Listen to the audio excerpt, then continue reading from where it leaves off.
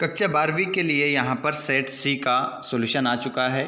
Set सी history का जो आपका पेपर है बच्चों 17 मार्च को, उसमें आपको हिस्ट्री के पेपर का पूरा सॉल्यूशन करवाने वाले हैं। तो जल्दी से सभी विद्यार्थी क्लास में जुड़ जाइए। आईएमपी बोर्ड क्लास 12 आपका पेपर हायर सेकेंडरी मुख्य परीक्षा वर्ष 2025 के लिए पूरा सेट सी का सॉल्यूशन। इससे पहले भी मैंने आप लोगों को ए सेट बी सेट करवा दिए हैं। अब ये बारी आ चुकी है सेट सी की हिस्ट्री का जो आपका पेपर है, पूरा पेपर का सॉल्यूशन हम देखेंगे। 80 नंबर लेना है तो क्लास में जुड़े रहिएगा और इस लाइव क्लास को लास्ट तक देखिएगा। आइए प्यारे बच्चों, तो बिना देर किए हम स्टार्ट करते हैं प्रश्न क्रमांक पहले से।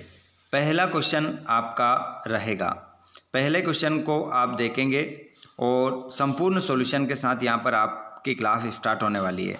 तो सभी जुड़ जाइए क्लास में और इस क्लास को अपने सभी दोस्तों को शेयर कर दीजिए।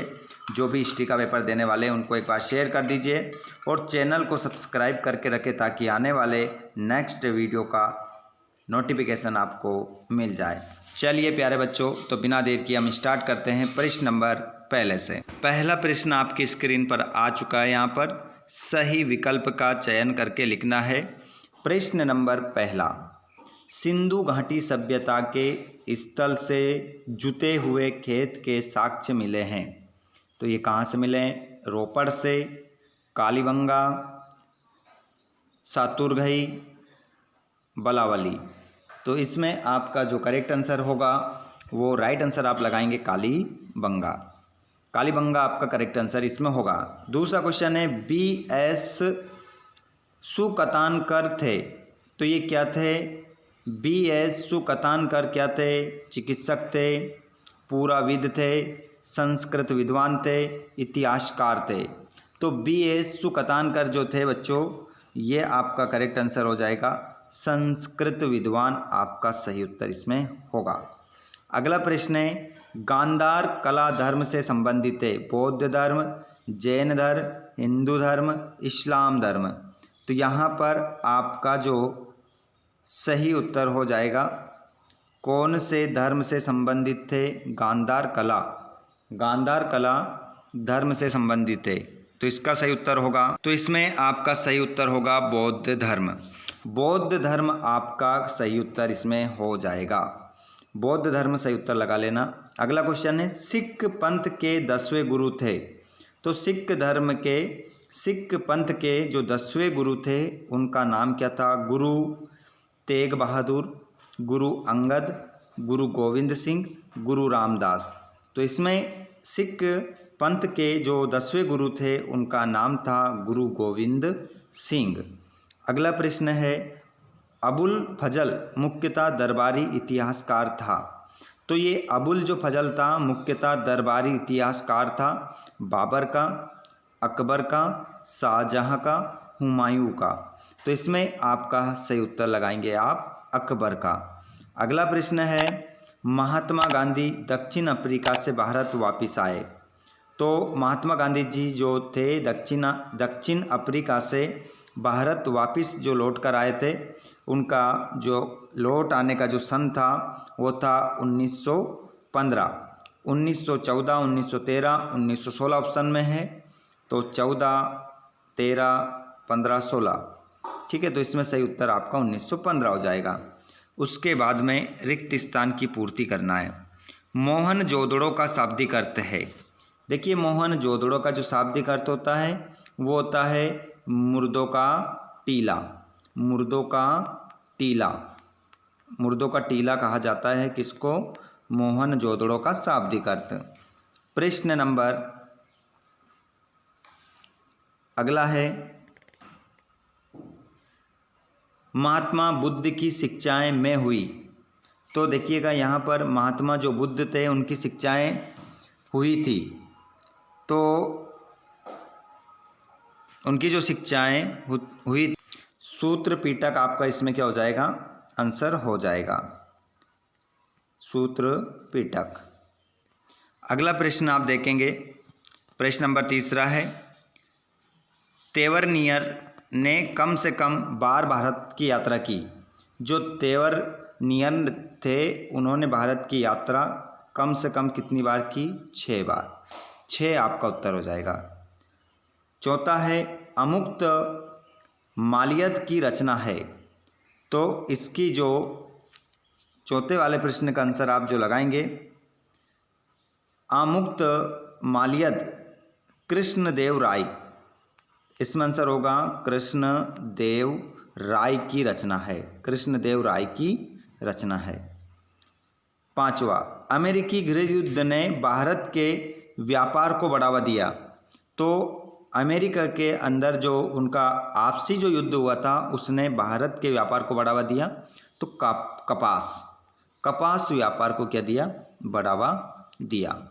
अगले प्रश्न को आप देखेंगे, अवध को बंगाल आर्मी की कहा जाता है।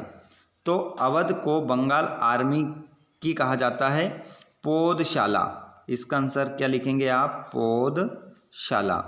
पौधशाला आपका इसमें उत्तर हो जाएगा। उसके बाद सातवां, भारतीय राष्ट्रीय कांग्रेस ने 1929 के लाहौर अधिवेशन के अध्यक्ष खालिस्तान थे। तो उस समय इसके जो अध्यक्ष थे उनका नाम था जवाहरलाल नेहरू।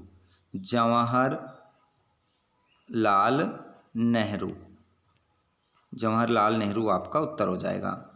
उसके बाद में यहाँ पर प्रश्न नंबर 3 आ जाता है आपकी स्क्रीन पर, और इसमें आप जोड़ी मिलाएंगे। जोड़ी मिलाना है आपको, तो इसको मिलाएंगे आप अलेक्जेंडर कनिंघम। तो इसको मिलाएंगे भारतीय पुरातत्व के क्या हो गए? ये जनक हो गए। और मेगास्थनीज जो था बच्चों, इसको आप मिलाएंगे इंडिका से आप मिलाएंगे। और ऋषभदेव को आप मिलाएंगे जैन धर्म। और अल बिरूनी को आप जो मिलाएंगे वो मिलाएंगे किताब उल हिंद से मिलाएंगे। और दीवान को आप मिलाएंगे वित्तीय व्यवस्था से। और लॉर्ड कॉर्नवालिस को आप मिलाएंगे इस्तमरारी बंदोबस्त, आपका उत्तर हो जाएगा। उसके बाद यहाँ पर आप देखेंगे निम्नलिखित प्रश्नों के उत्तर एक शब्द एक वाक्य में देना है। जैसे प्रश्न पहला है, हड़प्पा सभ्यता किस पशु की पूजा की जाती है? तो हड़प्पा जो सभ्यता थी उसमें किस पशु की पूजा की जाती थी, ये आपको बताना है। तो यहाँ पर आपका आंसर हो जाएगा हड़प्पा सभ्यता में बेल की क्या की जाती थी? पूजा की जाती थी, जिसे वृषभ भी कहा जाता है। वृषभ एक संस्कृत का क्या है? शब्द है। अगला क्वेश्चन है, आरंभिक भारत का सबसे प्रसिद्ध विधि ग्रंथ कौन सा है? तो देखिए, आरंभिक भारत का सबसे जो प्रसिद्ध विधि जो ग्रंथ है उसका नाम हो जाएगा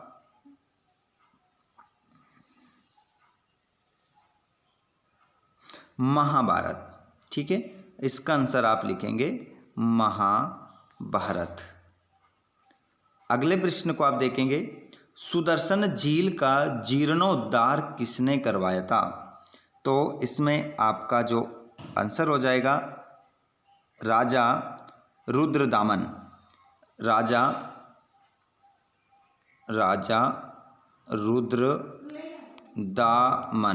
राजा रुद्रदामन आपका क्या हो जाएगा? उत्तर हो जाएगा। अगला प्रश्न है, छोटा गणराज्य किसे कहा जाता है? छोटा गणराज्य किसे कहा जाता है? तो इसका आंसर आप लिखेंगे ग्रामीण समुदाय को कहा जाता है। किससे कहा जाता है? ग्रामीण समुदाय को। ग्रामीण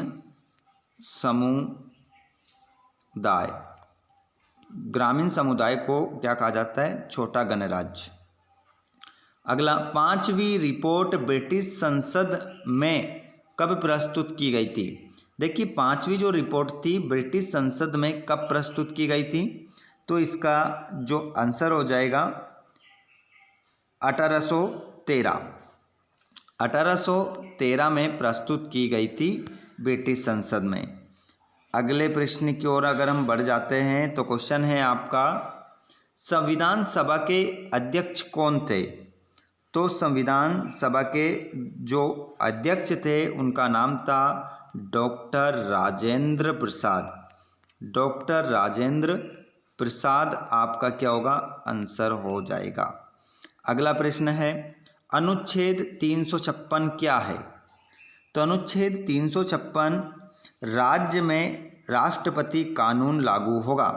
ठीक है, राज्य में क्या, राष्ट्रपति कानून, राज्य में राष्ट्रपति कानून लागू होगा। ये 356 अनुच्छेद में है। आगे हम बढ़ जाते हैं प्रश्न नंबर 5वें की ओर। निम्नलिखित में से सत्य असत्य का क्या करना है, चयन करना है। तो सत्य असत्य का अगर हम चयन करेंगे तो इसका आंसर हम देखेंगे। क्वेश्चन नंबर पहला, प्रभावती गुप्त वाकाटक वंश की राजकुमारी थी। तो बिल्कुल इसका आंसर आप लगा देंगे सत्य थी। अगला प्रश्न है धर्मशास्त्रों में 8 प्रकार के विवाह को वर्णन किया गया। तो धर्मशास्त्रों में बिल्कुल 8 प्रकार के विवाह का क्या किया गया, वर्णन किया गया, सत्य हो जाएगा। अगला क्वेश्चन है सती प्रथा का वर्णन निकितिन ने किया था। तो ये बात जो है बिल्कुल क्या है, असत्य है, ये तो नहीं किया था इन्होंने। अगला प्रश्न देखेंगे अप्पार एक नयनार संत थे। तो ये भी क्या हो जाएगा आपका, सत्य हो जाएगा। अगला प्रश्न है विजयनगर के देवता विट्ठल भगवान शिव के रूप माने जाते हैं। तो ये भी क्या हो जाएगा आपका, असत्य हो जाएगा, नहीं। अगले प्रश्न को देखेंगे पेशकश मुगल राज्य द्वारा ली जाने वाली एक भेंट थी। तो ये भी आपका क्या हो जाएगा, हाँ बिल्कुल सत्य। उसके बाद में यहाँ पर आप अच्छा स्कोर करना है पेपर में 17 तारीख को, और तमाम वीडियोस आपको इसी प्रकार मिलते रहेंगे। तो जितने भी हमारे ये 17 स्टूडेंट अभी क्या जुड़ रहे हैं, क्लास में लाइव जुड़ रहे हैं, आप सभी इसी प्रकार क्लास लेते रहें और अपने दोस्तों को भी क्लास को शेयर करें ताकि 17 से बढ़कर ज़्यादा हो सकें। और जिन्होंने चैनल को अभी तक भी सब्सक्राइब नहीं किया, सभी चैनल को जरूर सब्सक्राइब कीजिएगा। चलिए प्रश्न नंबर 6 देख लीजिए। सिंधु घाटी सभ्यता के कोई 4 नगरों के नाम लिखिए और सिंधु घाटी वासियों के धार्मिक जीवन की 2 विशेषताएं लिखिए। अल बिरूनी कहाँ का निवासी था, वे गजनी कैसे पहुंचा, और बर्नियर ने शिविर नगरों का क्या वर्णन किया, उल्मा किसे कहते हैं, और बसवन्ना कौन थे, लिखिए। और रायचूर दोआब के बारे में वर्णन कीजिए। विजयनगर में शासन करने वाले राजवंशों के नाम लिखिए। जिनसे काबिल में कौन सी फसलें शामिल थी। 16वीं शताब्दी में किसानों के 2 मुख्य वर्गों के नाम लिखिए। संताल विद्रोह कब और किसके नेतृत्व में हुआ, पहाड़ियाँ कौन थे, 1857 का विद्रोह कब और कहाँ से प्रारंभ हुआ, 1857 के विद्रोह का तत्कालिक कारण क्या था, गांधी इरविन समझौतों की कोई 2 शर्त लिखिए। पहला गोलमेज सम्मेलन कब और कहाँ हुआ था। संविधान सभा के 4 प्रमुख सदस्यों के नाम लिखिए। अंतरिम सरकार के कोई 4 सदस्यों के नाम लिखिए। संविधान के मसविदे में विषयों की कितनी सूचियाँ बनाई गई है, नाम लिखिए। आगे भी आप देख सकते हैं क्वेश्चन है, इनको ज़बरदस्त याद करना है आपको। लोकतंत्र की सफलता के लिए गोविंद वल्लभ पंत ने क्या विचार दिया। धर्मशास्त्रों में संपत्ति पर स्त्री और पुरुष के किन अधिकारों का वर्णन किया गया। महाभारत को एक गतिशील ग्रंथ क्यों कहा गया। बौद्ध धर्म की प्रमुख शिक्षाएं लिखिए और जैन धर्म की महत्वपूर्ण शिक्षाओं का वर्णन कीजिए। राक्षसी तंगड़ी युद्ध का वर्णन कीजिए। विजयनगर के प्रशासन में अमरनायक प्रणाली की भूमिका लिखिए और अवध के अधिग्रहण में ब्रिटिश शासन की रुचि के कारण लिखिए। आगे भी आप देख सकते हैं। और 1857 के विद्रोह में संदेश का प्रचार प्रसार किस प्रकार हुआ और महाजनपदों की प्रमुख विशेषताएं लिखिए। ये क्वेश्चन आपके 2 नंबर के, 3 नंबर के और 4 नंबर के हैं।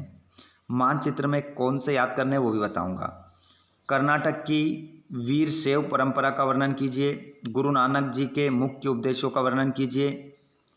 चरखे को राष्ट्रवाद का प्रतीक क्यों चुना गया। महात्मा गांधी स्वयं को आम लोगों की तरह दिखाने के लिए क्या करते थे। मानचित्र में आपको लोथल बताना है कहाँ है, वैशाली बताना है, मथुरा बताना है और अमरावती। अगर ये समझ में नहीं आता है तो नीचे वाला कर सकते हैं।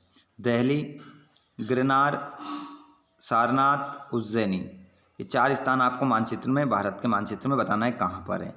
ठीक है, तो इस प्रकार आपका ये बेहतरीन पेपर होता है यहाँ पर। चलिए, क्लास अच्छी लगी हो तो एक बार शेयर कर दो आपने सभी दोस्तों को, चैनल को सब्सक्राइब करके रखो ताकि आने वाले वीडियो का नोटिफिकेशन सबसे पहले आपको मिल सके। आप सभी का धन्यवाद। Thanks for watching. जय हिंद, वंदे मातरम।